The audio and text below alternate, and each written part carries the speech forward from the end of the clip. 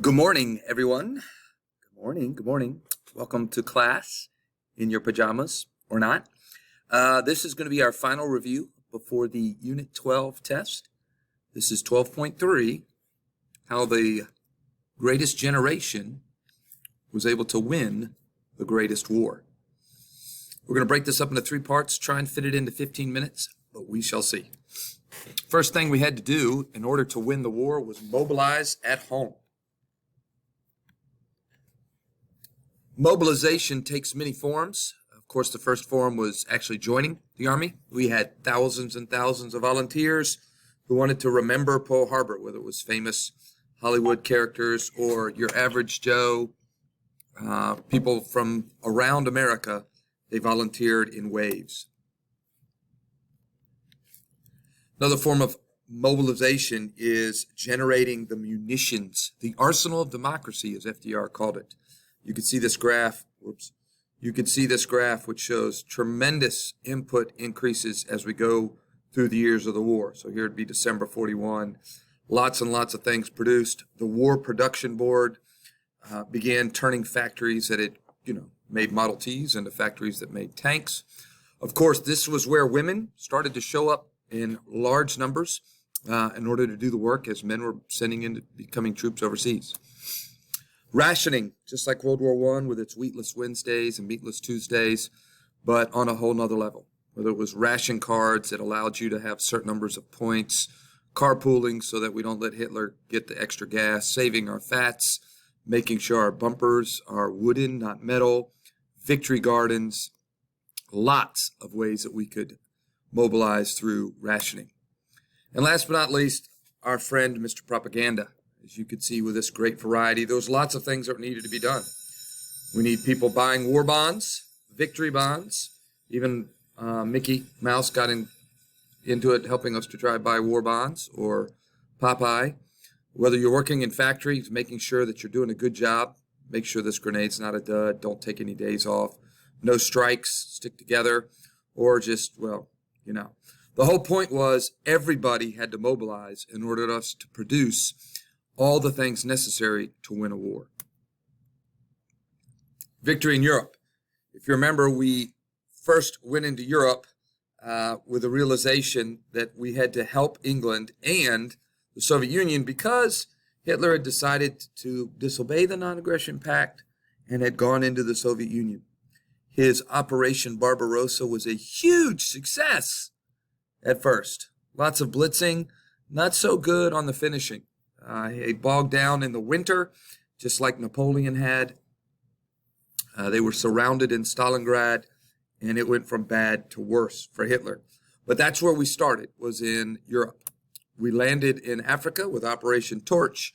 We sent George Blood and Guts Patton over after the Desert Fox Erwin Rommel across North Africa with Humphrey Bogart in tow, looking for ways to soften up North Africa so we could go through the soft underbelly of Europe, Italy, also known as JV, Germany. So Operation Avalanche was our invasion of Fortress Europe. We first landed in Sicily and then landed on the boot. It did not take too long for Italy to surrender and to post-haste get rid of Mussolini and his wife, but Hitler didn't let him surrender. So even after Italy surrenders, you can see them surrendering here, Hitler kept the Nazi troops in Italy, and so it was a long, bloody fight to finally drive the Germans out of Italy. But that bought us time for D-Day, Operation Overlord, the turning point in the European battle. June 6, 1944, Dwight Ike Eisenhower led the troops ashore on the Normandy beaches. The largest amphibious invasion in history, goes back to mobilization and the huge amount of supplies necessary. When you figure all the things that didn't make it to the beach, but that lost in the channel, we had to have plenty of extras. And there were. And Operation Overlord was a huge success as people were able to move into the beaches, establish a beachhead, and then move towards Germany. This also enabled the Allies to begin what they referred to as their own blitz on Berlin and other German cities. B-24s and B-17s, taking the day missions, the British took the night missions, began bombing German factories into submission, railroad lines, fuel depots, anything that was useful in the war effort, we hit. Although at great cost, these flying coffins, as some of them were nicknamed, were easy targets for German Luftwaffe, Messerschmitts, etc., coming at them. The anti-aircraft guns, they referred to the flak that you could walk upon. It was so thick. But these pilots went up day after day after day and were slowly able to grind German munitions and factories to a halt. Another cool example of advancements by marginalized groups were the Tuskegee Airmen, the Red Tails, these black pilots who became the premier bomber escort group, or the 761st Tank Battalion, who were able to convince George Patton that if he wanted a tank group with him, it was these guys. No small compliment. Hitler took one last punch at the Battle of the Bulge, in which he threw troops out of the Argonne Forest. I think it's the Argonne Forest. Don't check me on that.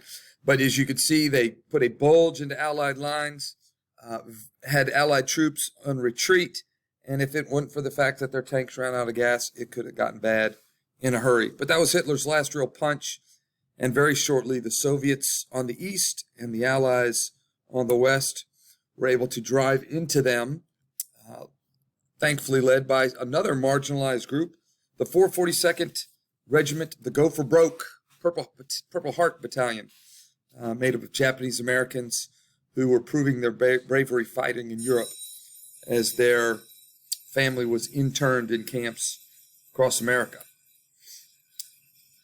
Soon after the Battle of the Bulge, Hitler realizes the gig is up, commits suicide, and that leads to VE Day, Victory in Europe, May 7th, 1945, when the Soviets and the Allies met, shook hands, and then quickly started the Cold War. Now we can turn our attention over to the Pacific. First problem we had in the Pacific was as soon as Pearl Harbor happened, Japan extended its influence out around much of the Pacific. They were able to take the Philippines, which we've talked about, and they were looking very hungrily at India, British colony, and at Australia, all the resources they would ever need to be a really big empire. The first half of the Pacific War battle was carriers, aircraft carriers, the new and most important weapon in the Pacific Ocean. Aircraft carriers could make the vast distances of the ocean become small if you could get close enough to the opponent. And down near Australia, again, Japan was trying to get towards Australia. We met them at the Coral Sea. Each of us, the Japanese and the Americans, lost one of our aircraft carriers. At the time, the United States basically had 3. One of them still had a wooden top. The Japanese, I think, had 9, but that maybe it was 7. Regardless, nobody has a lot of aircraft carriers, and so to lose one apiece is a big deal. For us, it wasn't a great victory, but it was at least not a loss, which turned us to the turning point in the Pacific War, the Battle of Midway. One of the reasons we knew that the Japanese were coming to the midway point, as you can see, here's Hawaii. So California would be over here, Japan over here, so it's midway. We had broken their codes, and we knew where they were going to attack and just about when they were going to attack. So we set a trap. And at that trap, our dive bombers were able to use the great sacrifice of our torpedo bombers to take out 4 Japanese carriers, which was a huge knockout punch, as you can see here in the picture. And at this point, the Japanese are forever after in a backpedal mode, which causes us to shift our strategy, no longer focusing on aircraft carriers, now focusing on island hopping. Take an important island, skip the other ones, hop right past them as you get close enough to Japan to bomb them into submission, just like we did with Germany. Problem with island hopping is it's always amphibious, and these are some pretty strongly held islands. They nicknamed Guadalcanal the Island of Death. We learned pretty quick that the Japanese are not interested in surrendering. They're going to fight for every square inch of land, oftentimes to the death. We saw that on Iwo Jima. Again, just horrific fighting, large numbers of casualties, especially for the Japanese, as they refused to surrender. We remember here another one of our marginalized American groups who rose to prominence, the Wind Talkers, the Navajo radio men, were able to use their own languages to communicate directly on the battlefield. And when you're a radio operator on a battlefield, you're usually pretty close to the action. Japanese upgrade their desire to win with kamikazes. This is that divine wind where these pilots decided that it was death or nothing, anything to keep the United States from getting close enough to invade their homeland, the homeland of their emperor, their god on earth, Hirohito. They weren't overly effective militarily, but they did scare the bejesus bells out of people.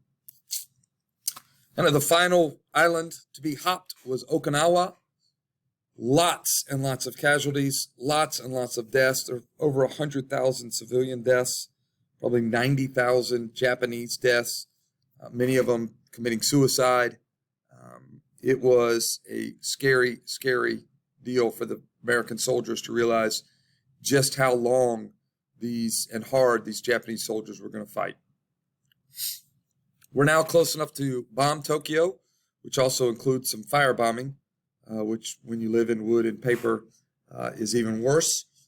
The Japanese people are being bombed into submission, but they will not yet surrender, which is why it takes the Manhattan Project.